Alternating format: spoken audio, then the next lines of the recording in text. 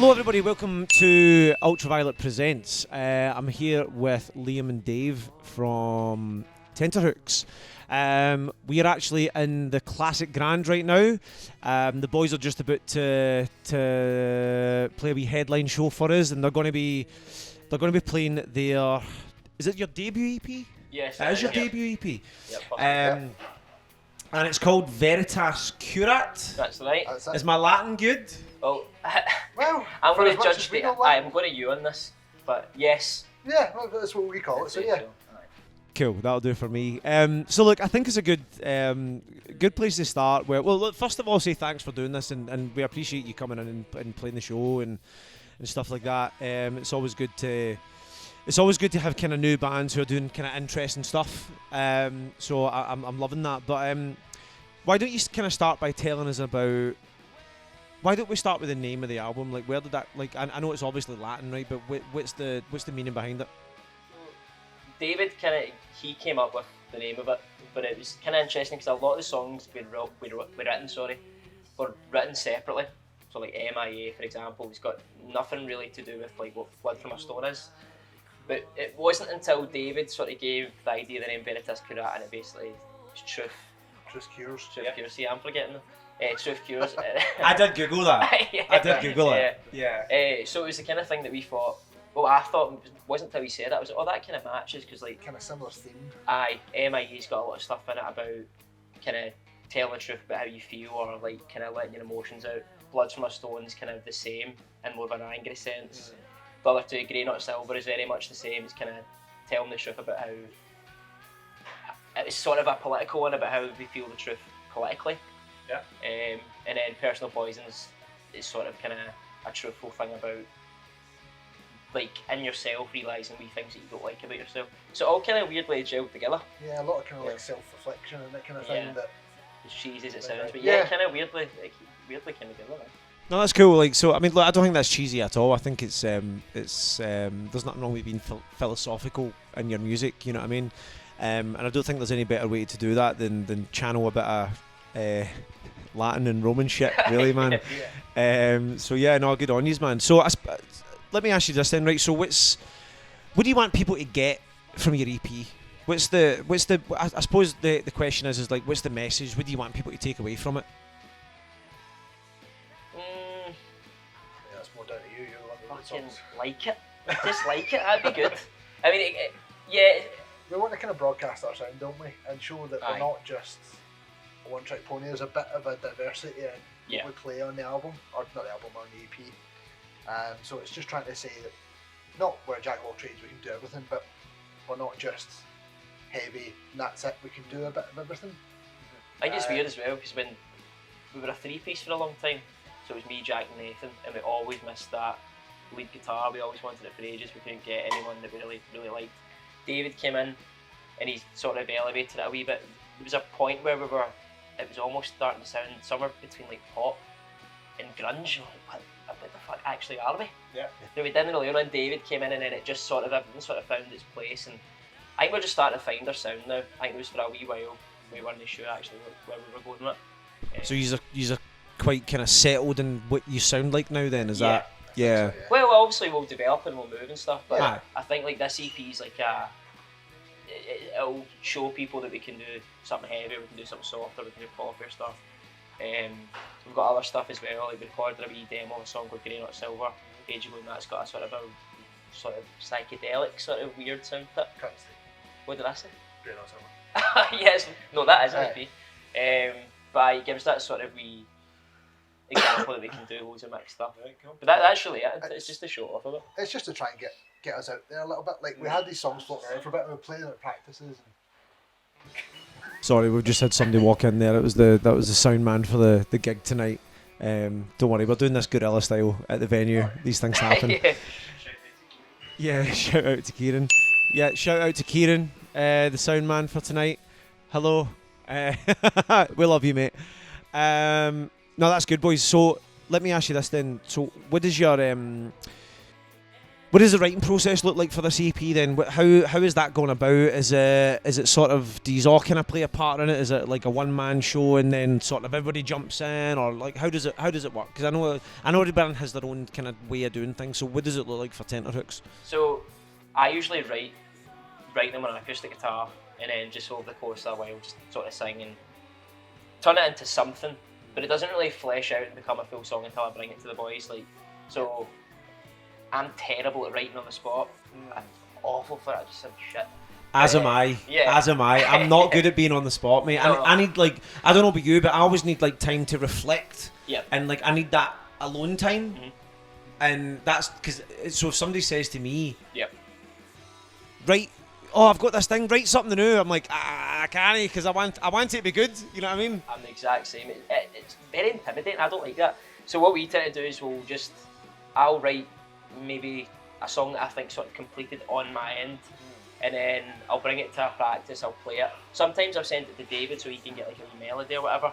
Yep. And then Jack will come on my bass, obviously, and then Nathan with the drums. And that's when it starts to sort of flesh out. But we tend to go away.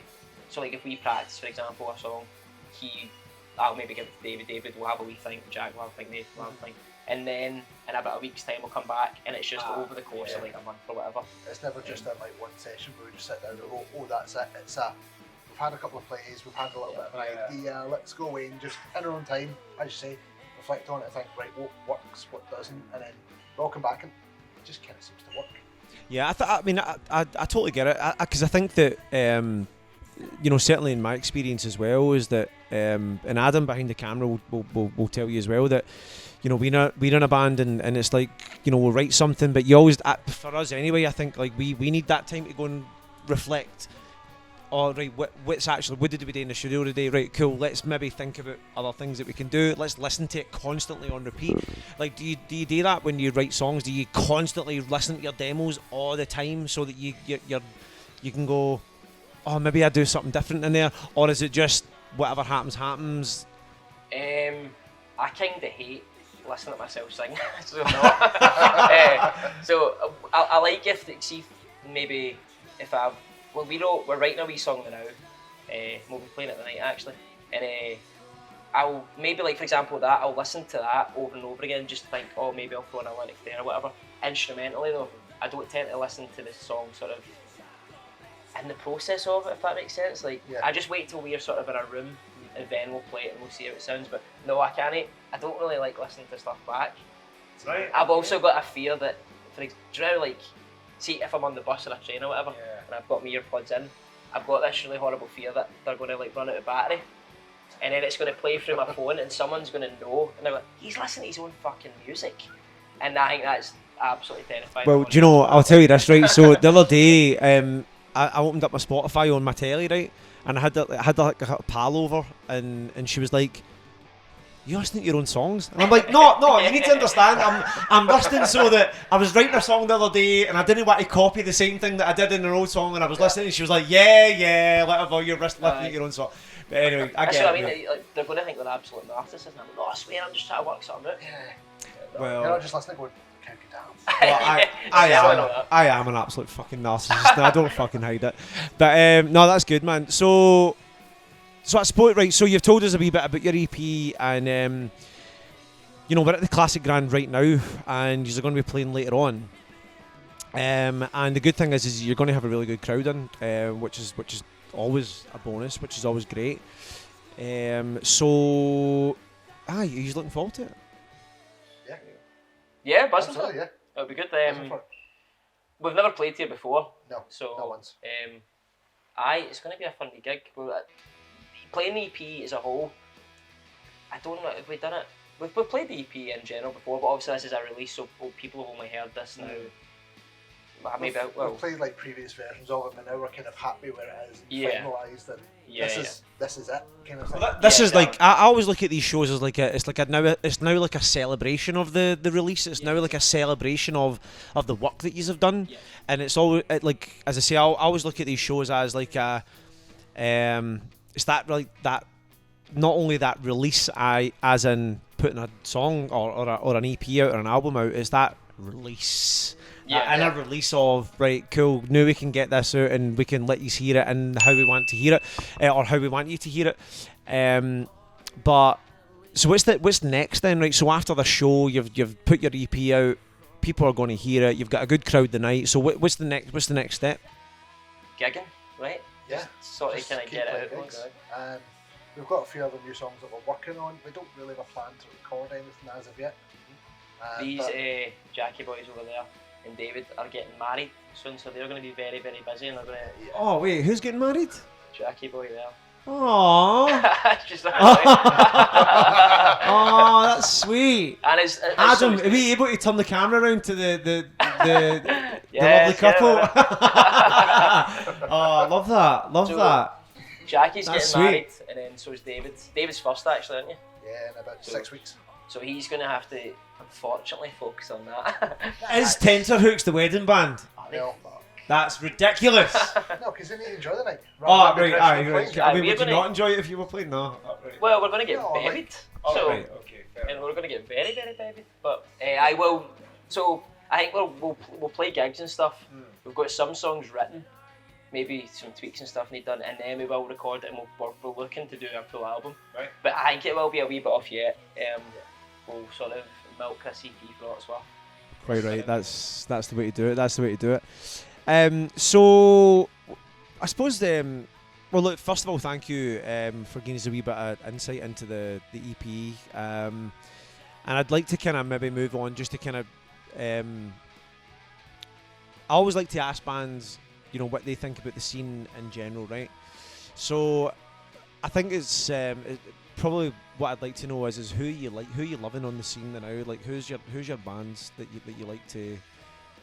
Like locally or? Yeah, man, absolutely. Yeah, definitely locally. Yeah. They're sporting the night. We absolutely love Versus. Yes. We talk about them all the time. We've now played with them a lot. I've listened to them quite a lot. Yeah. The car on the way work and the way back. We do. We listen to them a lot. Big up Versus. Yes. We love Big it. I honestly, they're probably. I'm not just saying that because they're here the night, but we genuinely are a big fan of them. Played with the band called Fear before as well. They were excellent. They were excellent. Was that Audio? Yes. We played with them? Yeah. And they're excellent, so I check out the Fear. They're They've got, I forget what it's called, it's terrible, but they've got this really heavy, gritty song, and it's absolutely banging. Right, cool. So I've listened to that a few times. Again, I forgot the name, that's terrible, but the Fear are excellent. We've also got a pal, does incredible acoustic stuff called Paul Mullen. He's East Kilbride based, but he plays a lot in Glasgow. He's excellent. Big fan of his. Anyone else you like? There's nothing that's springing to the top of my head, but there's lots of good stuff out there. Yeah, so many places in Glasgow you'll just walk into pubs and go something phenomenal. I think that's the great thing about being part of the scene, as they call it, is that there is so many bands out there that just nobody's heard of, and I think that's great. I think the unfortunate thing is that if the average punter, and I'll use that term loosely, but I think if the average punter was just a bit more switched on to what's happening in the city that they live in, man, they would actually realise that there's so many good bands out there. There's nothing I love more than when you get into a gig and you hear a band, you think, how have I never heard you before? Yeah. I love that. I love discovering a new band. Like, right, I'm listening to you on repeat constantly, or that. Yeah. I love that. No, I totally agree. Absolutely agree. Right, okay. So look, I think this the best place to kind of wrap this up is with the same question that I ask every band in every interview that we do. So, Liam and Dave. Yes. How do you want your music to be remembered? Ooh. That's a great question. As long as people enjoy it, that's all that matters. So I just get it's not I don't have I don't know you, but I'm not like, I don't want it to have a big philosophical meaning and remembrance for spreading this. We can't say that. We've named it in Latin. Yeah, literally Latin. You know what, man? No, I know what you mean. But as long as they enjoy it, for me, it's. Aye. I like the idea of someone sort of just thinking of your band and being like, oh, that'd be like, say if someone's going out for a run or something, and they think of your song, like, oh, that would type me up. Or if they're in a bad mood or whatever, and they're like, I need to listen to something sort of angry, or they need to listen to something like nice and fucking sweet or something. Mate, that's the thing, right? And Like, I, that's you a know, nice thing like that. one thing I always say is like, at the very least, our job is to make something from scratch that people can forget about their bills and their mortgages and their work and all that shit. Like I always say, like if we can do that, Just a little 3-4 we've done our minutes. job. I think, man, we've done our job.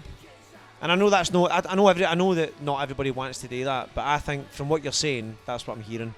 Is that that's what you want. Just a little 3-4 minutes of escapism, and that's That's it, man. if somebody gets that from what we play. Exactly. Yeah. How long's the EP? Whatever length of time that is, that's what you want.